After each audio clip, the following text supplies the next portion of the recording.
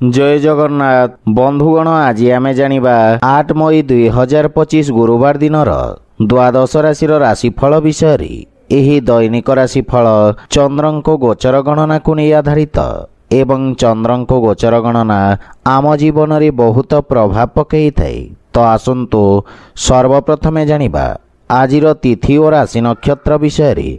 आज होउची 8 मई 2025 गुरुवार बैशाख शुक्ल पक्ष एकादशी दिवा 12:30 गति द्वादशी। आज उत्तरा फाल्गुनी नक्षत्र रात्र 9:07 गति हस्ता नक्षत्र। आज कन्या चंद्र अहोरात्र। आजिर पर्वोत्सव सर्वसम्मत मोहिनी एकादशी उपवास। आजिर शुभ बेला प्रातः 5:19 रु दिवा 7:03 पर्यंत। आजिर सूर्योदय प्रातः 5:18। आजिर सूर्यास्त संध्या 6:22। आज वृष राशि पुरुष और धनु राशि महिला मानक घात चंद्र एवं तुला और कुंभ राशिर घात बार। आज सिंह और आमिष खाइबा निषिद्ध। तो बंधुगण आसंतु जानिबा आजिर राशिफल विषय रे। ता पूर्वरु आम चैनल को जो माने नुआ करी आछंती तले थिवा लाल रंगर सब्सक्राइब बटन को दबाई आम चैनल को सब्सक्राइब करंतु और पाखरे थिवा घंटी बटन को दबाई ऑल रे सिलेक्ट करंतु काहेकि ना आमे अपलोड करितवा प्रत्येक वीडियो रो नोटिफिकेशन आपण सर्वप्रथमे पाई परिबे। तो प्रथमे जानिबा मेष राशि विषय रे। आपणक राशिर षष्ठ भाव रे चंद्रदेवंक गोचर आपणको रोजगार नुआ अवसर प्रदान करिब। आपणक बुद्धि बल और पराक्रम रे वृद्धि हेब। आपण निज समस्त विरोधी और शत्रुंक नाश करिबे। व्यवसाय रे प्रगति हेब एवं नगद समस्या रु मुक्ति मिलिब। अधिकारींक सहयोगरो आपणक अटकिथिबा कार्य रे प्रगति आसिब। विद्यार्थी छात्र छात्री माननकु गुरुजनक आशीर्वाद मिलिब एवं गृहर अनुभवी व्यक्तिंक सहित भविष्यत योजना विषय चर्चा करिबे एवं समस्यार समाधान खोजिबे। पैतृक संपत्ति मिलिबार मध्य पूर्ण संभावना रहिछि। परिवार रे सुख समृद्धि आसिब किंतु जीवन साथी स्वास्थ्य अवस्थार विशेष ध्यान रखंतु। संतान पक्षरु शुभ समाचार पाई प्रसन्नता अनुभव करिबे एवं ससुर घर पक्षरु सहयोग मिलिब।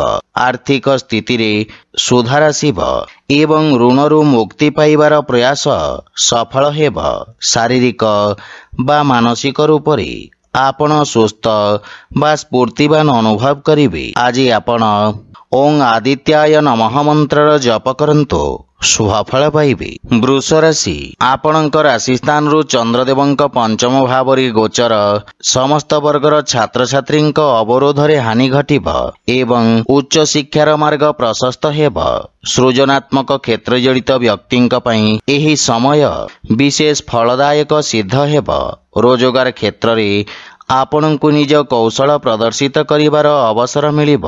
अधिकारी वर्गंक पक्षरु आपणको प्रोत्साहन मिलिब एवं समाज सेवारे जड़ित व्यक्ति जस प्राप्त करिवे। पारिवारिक जीवन रे जीवन साथींक सहित संपर्कर विषय ध्यान रखंतु एवं अनावश्यक वाद विवादरु आपण दूरे रुहंतु। बाणी रे संयमता रखिबा कारणरु मानसिक चिंतारु मुक्ति मिलिब। भाई भौणींक सहयोग लागी रहिब एवं परिवार सदस्यंक सहित मधुर समय व्यतीत करिवे। आर्थिक समस्या रे सुधार आसिब एवं कार्य रे प्रगति रु आर्थिक लाभर मार्ग प्रशस्त हेब। ध्यान तथा योग माध्यम रे आपणक सृजनात्मक क्षमतार विकास हेब एवं मानसिक शांति प्राप्ति हेब। आज आपण सूर्य देवंको तिल मिश्रित जल अर्पण करंतु शुभफल पाइबे। मिथुन राशि आपणक राशि चतुर्थ भाव रे चंद्रदेवंको गोचर आपणक व्यवसाय क्षेत्र रे समस्या उत्पन्न करिब। सहकर्मी ईर्षा परायण होई आपणक विरुद्ध रे षडयंत्र करिपारंती जहा आपणक पई क्षति साब्यस्त हेब। राजकीय सेवारे जड़ित व्यक्ति को अधिक सावधान रहिबार आवश्यकता रहिछि। छात्र छात्री मानक पई समय संघर्षपूर्ण रहिब एवं सफलता पाइबा पई ଅଧିକ ପରିଶ୍ରମ କରିବାକୁ ପଡ଼ିବ। ପାରିବାରିକ ଜୀବନରେ କିଛି ଅନାୟାସ କାରଣରୁ ପାରିବାରିକ ସୁଖରେ ହାନି ଘଟିବ ଏବଂ ପାରିବାରିକ ଖର୍ଚ୍ଚରେ ମଧ୍ୟ ବୃଦ୍ଧି ଘଟିବ। ଦାମ୍ପତ୍ୟ ଜୀବନରେ ପରସ୍ପର ମଧ୍ୟରେ ଭୁଲ ବୁଝାମଣା ଦେଖାଦେଇପାରେ। ସେଥିପାଇଁ ଛୋଟ ଛୋଟ କଥାକୁ ଧ୍ୟାନରେ ରଖନ୍ତୁ, ଅନ୍ୟଥା ମନୋମାଳିନ୍ୟର ସମ୍ଭାବନା ରହିଛି। କିନ୍ତୁ ପ୍ରେମ ଜୀବନରେ କିଛି ମଧୁର କ୍ଷଣ ପ୍ରାପ୍ତି ହେବ। ଆର୍ଥିକ କ୍ଷେତ୍ରରେ ଅର୍ଥ ଦେବା ନେବାରୁ ସତର୍କ ରୁହନ୍ତୁ, ଅନ୍ୟଥା ଆର୍ଥିକ କ୍ଷତିର ସମ୍ଭାବନା ରହିଛି। ମାତାଙ୍କ ସ୍ୱାସ୍ଥ୍ୟାବସ୍ଥାରେ ଉଚ୍ଚ ନିଚ ଦେଖାଦେଇପାରେ ଏବଂ ଆବଶ୍ୟକତା ଅନୁସାରେ ସ୍ୱାସ୍ଥ୍ୟାବସ୍ଥାର ଧ୍ୟାନ ରଖନ୍ତୁ। ଆଜି ଆପଣ ଗୋମାତାଙ୍କୁ ଖାଇବାକୁ ଦିଅନ୍ତୁ, ଶୁଭଫଳ ପାଇବେ। କର୍କଟ ରାଶି, ଆପଣଙ୍କ ତୃତୀୟ ଭାବରେ ଚନ୍ଦ୍ରଦେବଙ୍କ ଗୋଚର ଆପଣଙ୍କ ଯଶ ତଥା ମାନ ସମ୍ମାନରେ ବୃଦ୍ଧି କରିବ। ଧାର୍ମିକ କାର୍ଯ୍ୟରେ ଆପଣ ଭାଗ ନେଇପାରନ୍ତି ଏବଂ ଲୋକେ ଆପଣଙ୍କ କାର୍ଯ୍ୟର ପ୍ରଶଂସା କରିବେ। ରାଜନୀତି ସମ୍ବନ୍ଧିତ ବ୍ୟକ୍ତିଙ୍କ ବର୍ଚସ୍ୱ ତଥା ପରାକ୍ରମରେ ବୃଦ୍ଧି ହେବ ଏବଂ ଆପଣଙ୍କ ଦ୍ୱାରା କରାଯାଇଥିବା ସମାଜ ସେବା କାର୍ଯ୍ୟକୁ ପ୍ରୋତ୍ସାହନ ମିଳିବ। ରୋଜଗାର କ୍ଷେତ୍ରରେ ଆପଣ ସମସ୍ତ କାର୍ଯ୍ୟକୁ ନିଜ ଅନୁଭବ ଦ୍ୱାରା ସଫଳତାପୂର୍ବକ ସମ୍ପନ୍ନ କରିବେ। ବ୍ୟବସାୟୀ ବର୍ଗଙ୍କ ପାଇଁ ସମୟ ଉତ୍ତମ ରହିଛି ଏବଂ ଜୀବନସାଥୀଙ୍କ ସମ୍ପର୍କରେ ସୁଧାର ଆସିବ ଏବଂ ଆପଣଙ୍କ ସମ୍ମାନ ବୃଦ୍ଧି ପାଇବ। ପରିବାରରେ ହସ ଖୁସିର ବାତାବରଣ ଲାଗି ରହିବ। ଭାଇମାନଙ୍କ ପକ୍ଷରୁ ବିଶେଷ ସହଯୋଗ ମିଳିବ। କାର୍ଯ୍ୟ ବ୍ୟସ୍ତତା ମଧ୍ୟରେ ପ୍ରେମ ଜୀବନ ପାଇଁ ସମୟ ବାହାର କରିବେ, ଯାହାଫଳରେ ମନ ପ୍ରସନ୍ନ ରହିବ ଏବଂ ଆର୍ଥିକ ସ୍ଥିତିରେ ଉନ୍ନତି ହେବାକୁ ଲାଗିବ। ଭବିଷ୍ୟତ ପାଇଁ ଆପଣ କିଛି ସଞ୍ଚିତ ଯୋଜନାରେ ନିବେଶ କରିବେ। ସ୍ୱାସ୍ଥ୍ୟାବସ୍ଥା ଉତ୍ତମ ଅନୁକୂଳ ରହିବ। ଆଜି ଆପଣ ବୟୋଜ୍ୟେଷ୍ଠଙ୍କ ଆଶୀର୍ବାଦ ନିଅନ୍ତୁ, ଶୁଭଫଳ ପାଇବେ। ସିଂହ ରାଶି, ଆପଣଙ୍କ ରାଶି ସ୍ଥାନରୁ ଦ୍ୱିତୀୟ ଭାବରେ ଚନ୍ଦ୍ରଦେବଙ୍କ ଗୋଚର ଆପଣଙ୍କ ଲାଭର ସ୍ଥିତିରେ ବୃଦ୍ଧି କରିବ। ବାଣୀରେ ମଧୁରତାର ପ୍ରଭାବ ରହିବ। ପତ୍ରକାରିତା ତଥା ଲେଖନୀ ଆଦି କ୍ଷେତ୍ରରେ ଆପଣ ସଫଳତା ପ୍ରାପ୍ତ କରିବେ ଏବଂ ସମ୍ପତ୍ତି ସମ୍ବନ୍ଧିତ ବିବାଦର ସମାଧାନ ହେବାର ସମ୍ଭାବନା ରହିଛି। ଆପଣଙ୍କ ସାମାଜିକ କ୍ଷେତ୍ରର ବିସ୍ତାର ହେବ। କାର୍ଯ୍ୟକ୍ଷେତ୍ରରେ ଲୋକେ ଆପଣଙ୍କ କାର୍ଯ୍ୟଶୈଳୀରେ ପ୍ରଭାବିତ ହେବେ ଏବଂ ପାରିବାରିକ ଜୀବନରେ ଜୀବନ ସାଥୀଙ୍କ ସହିତ ଉତ୍ତମ ସମୟ ବ୍ୟତୀତ କରିବେ। ପରିବାରରେ ପ୍ରେମ ତଥା ଉତ୍ସାହର ବାତାବରଣ ରହିବ। ପିତାଙ୍କ ସହଯୋଗ ତଥା ମାର୍ଗଦର୍ଶନରୁ ଆର୍ଥିକ ଉନ୍ନତି ହେବ, କିନ୍ତୁ ପ୍ରେମ ଜୀବନରେ କିଛି ମନୋମାଳିନ୍ୟ ଦେଖାଦେଇପାରେ ଏବଂ ଆର୍ଥିକ କ୍ଷେତ୍ରରେ ଉନ୍ନତି ହେବ ଏବଂ ଧନ ସମ୍ପତ୍ତି ବୃଦ୍ଧିର ଯୋଗ ରହିଛି। କିନ୍ତୁ ଅନାବଶ୍ୟକ ଖର୍ଚ୍ଚରେ ନିୟନ୍ତ୍ରଣ ବଜାୟ ରଖନ୍ତୁ। ସ୍ୱାସ୍ଥ୍ୟାବସ୍ଥା ଉତ୍ତମ ଅନୁକୂଳ ରହିବ, କିନ୍ତୁ ବୟସ୍କ ବ୍ୟକ୍ତିଙ୍କ ଅସ୍ଥି ସମ୍ବନ୍ଧିତ ସମସ୍ୟା ଆପଣଙ୍କୁ ହଇରାଣ କରିବ। ଆଜି ଆପଣ ଓଂ ଆଦିତ୍ୟାୟ ନମଃ ମନ୍ତ୍ରର ଜପ କରନ୍ତୁ, ଶୁଭଫଳ ପାଇବେ। କନ୍ୟା ରାଶି, ଆଜି ଚନ୍ଦ୍ରଦେବ ଆପଣଙ୍କ ରାଶି ସ୍ଥାନରେ ଗୋଚର ଭ୍ରମଣ କରିବେ, ଅର୍ଥାତ୍ ଆପଣଙ୍କ ବ୍ୟକ୍ତିତ୍ୱରେ ଆକର୍ଷଣ ବା ଚମକ ଆସିବ। ଆପଣଙ୍କ ଆତ୍ମବିଶ୍ୱାସରେ ବୃଦ୍ଧି ଘଟିବ। ବ୍ୟବସାୟ କ୍ଷେତ୍ରରେ ଆପଣଙ୍କ ଦ୍ୱାରା କରାଯାଇଥିବା ପରିବର୍ତ୍ତନ ସକାରାତ୍ମକ ପରିଣାମ ପ୍ରଦାନ କରିବ। ଆପଣଙ୍କ ବ୍ୟବହାରିକ ବିଚାର ପୂର୍ବରୁ ଦେଖାଦେଉଥିବା ସମସ୍ୟାରୁ ଆପଣଙ୍କୁ ମୁକ୍ତି ପ୍ରଦାନ କରିବ। ସମାଜରେ ଆପଣଙ୍କୁ ପ୍ରତିଷ୍ଠା ପ୍ରାପ୍ତି ହେବ। ଇଚ୍ଛୁକ କ୍ଷେତ୍ରରେ ଉଚ୍ଚଶିକ୍ଷାର ମାର୍ଗ ପ୍ରଶସ୍ତ ହେବ। ପିତାଙ୍କ ପରାମର୍ଶ ମହତ୍ୱପୂର୍ଣ୍ଣ ସାବ୍ୟସ୍ତ ହେବ ଏବଂ ଜୀବନସାଥୀଙ୍କ ସମ୍ପର୍କରେ ପ୍ରଗାଢ଼ତା ଆସିବ। ମାତୃଳ ଘର ପକ୍ଷରୁ ଲାଭର ସମ୍ଭାବନା ରହିଛି ଏବଂ ବିଦେଶରୁ ଶୁଭ ସମାଚାର ପ୍ରାପ୍ତି ହେବ। ବିବାହ ଯୋଗ୍ୟ ବ୍ୟକ୍ତିଙ୍କ ପାଇଁ କିଛି ଉତ୍ତମ ପ୍ରସ୍ତାବ ମିଳିବାର ସମ୍ଭାବନା ରହିଛି। ରାଜକୀୟ ପକ୍ଷରୁ ଲାଭ ହେବ ଏବଂ ନୂଆ ସରକାରୀ ଅନୁବନ୍ଧ ପ୍ରାପ୍ତି ହେବାର ସମ୍ଭାବନା ରହିଛି। ଆର୍ଥିକ ପକ୍ଷ ମଜବୁତ ହେବାକୁ ଲାଗିବ। ସ୍ୱାସ୍ଥ୍ୟାବସ୍ଥା ମଧ୍ୟମ ରହିବ। ଆଜି ଆପଣ ନିର୍ଧନ ବ୍ୟକ୍ତିଙ୍କୁ ସହାୟତା କରନ୍ତୁ, ଶୁଭଫଳ ପାଇବେ। ତୁଳା ରାଶି, ଆପଣଙ୍କ ରାଶିରୁ ଦ୍ୱାଦଶ ଭାବରେ ଚନ୍ଦ୍ରଦେବଙ୍କ ଗୋଚର କାରଣରୁ ଚାକିରି ଓ ବ୍ୟବସାୟ କ୍ଷେତ୍ରରେ କିଛି ଅନାବଶ୍ୟକ ସମସ୍ୟା ଉତ୍ପନ୍ନ ହେବ। ଅଧିକାରୀଙ୍କ ପକ୍ଷରୁ ନିଜ ସମ୍ବନ୍ଧର ବିଷୟ ଧ୍ୟାନ ରଖନ୍ତୁ ଏବଂ ରୋଜଗାରରେ ପରିବର୍ତ୍ତନ ପାଇଁ ସମୟ ଶୁଭ ନୁହେଁ। ଆପଣଙ୍କ ବ୍ୟବସାୟିକ କ୍ଷେତ୍ରରେ ଅନାବଶ୍ୟକ ଖର୍ଚ୍ଚରେ ବୃଦ୍ଧିର ସମ୍ଭାବନା ରହିଛି ଏବଂ ଆର୍ଥିକ ସ୍ଥିତି ଅସନ୍ତୁଳିତ ରହିବ। ଛାତ୍ରଛାତ୍ରୀମାନଙ୍କୁ ନିଜ ଲକ୍ଷ୍ୟ ପ୍ରାପ୍ତ କରିବା ପାଇଁ ଅଧିକ ପରିଶ୍ରମ କରିବାକୁ ପଡ଼ିବ। ଧୈର୍ଯ୍ୟ ତଥା ଏକାଗ୍ରତା ସହିତ ନିଜ ପାରିବାରିକ କର୍ତ୍ତବ୍ୟର ନିର୍ବାହନ କରିବେ ଏବଂ ପାରିବାରିକ ଖର୍ଚ୍ଚରେ ବୃଦ୍ଧି ଆପଣଙ୍କୁ ମାନସିକ ଚିନ୍ତିତ କରିବ। ଆପଣ ନିଜ ଭବିଷ୍ୟତ ତଥା ପାରିବାରିକ ସମ୍ପର୍କକୁ ନେଇ ଚିନ୍ତିତ ରହିବେ ଏବଂ ବାଣୀ ଓ କ୍ରୋଧରେ ନିୟନ୍ତ୍ରଣ ବଜାୟ ରଖନ୍ତୁ। ପ୍ରେମ ସମ୍ବନ୍ଧରେ କିଛି ସମସ୍ୟା ଦେଖାଦେଇପାରେ। କିଛି ଛୋଟିଆ ଋଣଭାର ଆପଣଙ୍କୁ ଚିନ୍ତିତ କରିବ। ସ୍ୱାସ୍ଥ୍ୟ ଅବସ୍ଥାରେ ସାବଧାନ ରହିବାର ଆବଶ୍ୟକ ରହିଛି। ଆଜି ଆପଣ ଗୋମାତାଙ୍କୁ ଖାଇବାକୁ ଦିଅନ୍ତୁ, ଶୁଭ ଫଳ ପାଇବେ। ବିଛା ରାଶି, ଆପଣଙ୍କ ଏକାଦଶ ଭାବରେ ଚନ୍ଦ୍ରଦେବଙ୍କ ଗୋଚର ଆପଣଙ୍କ ଲାଭର ସ୍ଥିତିକୁ ବୃଦ୍ଧି କରିବ। ପ୍ରବନ୍ଧନ ଅଥବା ସମ୍ପାଦନ କ୍ଷେତ୍ରରେ ଜଡ଼ିତ ବ୍ୟକ୍ତିଙ୍କୁ ଅପ୍ରତ୍ୟାଶିତ ଲାଭ ମିଳିବ। ଆପଣଙ୍କ ଦ୍ୱାରା ପୂର୍ବରୁ କରାଯାଇଥିବା କାର୍ଯ୍ୟ ଦ୍ୱାରା ଆପଣଙ୍କ ମାନ ସମ୍ମାନ ଓ ପଦ ପ୍ରତିଷ୍ଠାରେ ବୃଦ୍ଧି ଘଟିବ। କିଛି ଗଣମାନ୍ୟ ବ୍ୟକ୍ତିଙ୍କ ସହିତ ଆପଣ ଦେଖା ସାକ୍ଷାତ କରିବେ ଏବଂ ବ୍ୟବସାୟର ସ୍ଥିତି ଉତ୍ତମ ହେବାକୁ ଲାଗିବ।